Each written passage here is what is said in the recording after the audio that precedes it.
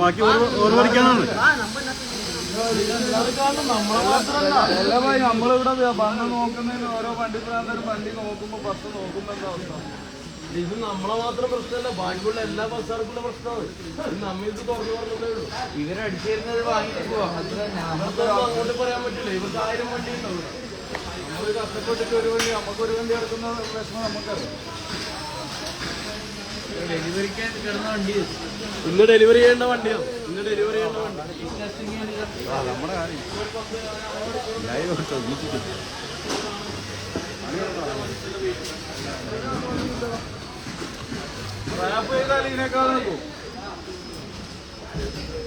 വിളിക്ക് GM വരട്ടെ.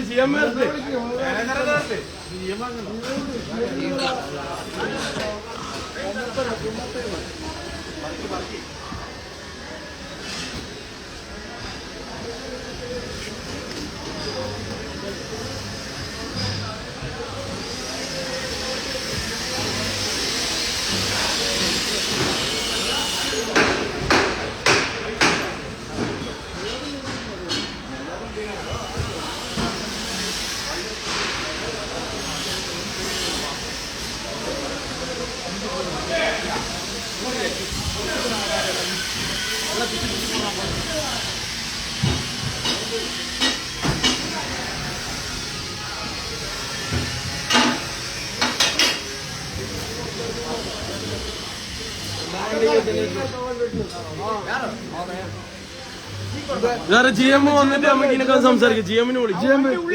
വണ്ടി ഉള്ളാക്കൂല. ഇന്ന് ഡെലിവറി പറഞ്ഞ വണ്ടിയാ. വണ്ടി കാര്യങ്ങൾ സംസാരിച്ചിട്ട് മാത്രം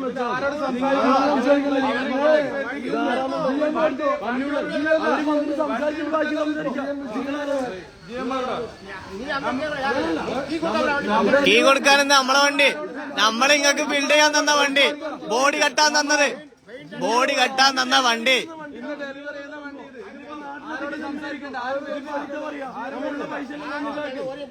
ഒരാളെ വരുത്തിക്ക്. നമ്മൾ സംസാരിക്കേണ്ട ആളെ വരുത്തിക്ക്. നമ്മൾ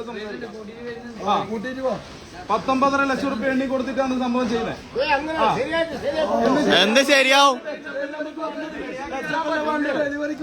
ഡെലിവറി 1 മണിക്കൂർ കൊണ്ട് ഡെലിവറി ചെയ്യേണ്ട വണ്ടിയാണ് ഇപ്പൊ ഈ പെയിന്റ്. ഇങ്ങനെ ഒരു പ്രശ്നം ഉണ്ടെങ്കിൽ ഫിനിഷിംഗ് ഇന്ന് തരാൻ പറ്റുമോ?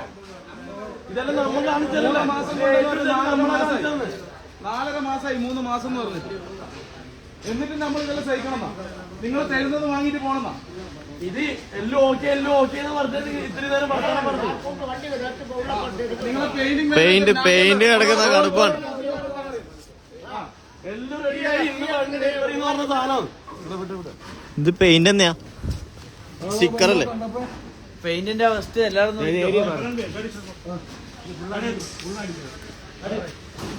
ಎಲ್ಲ ಚೆಕ್ ಹಾಕೋ ಶಿವೆ ಎಲ್ಲ ಇರ್ಬಾರ್ದಲ್ಲ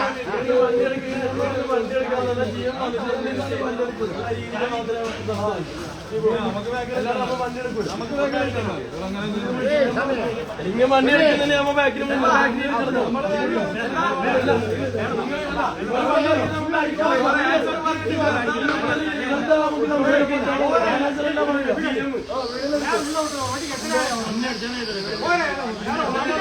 ஒரு வண்டி 20-30 ஆள்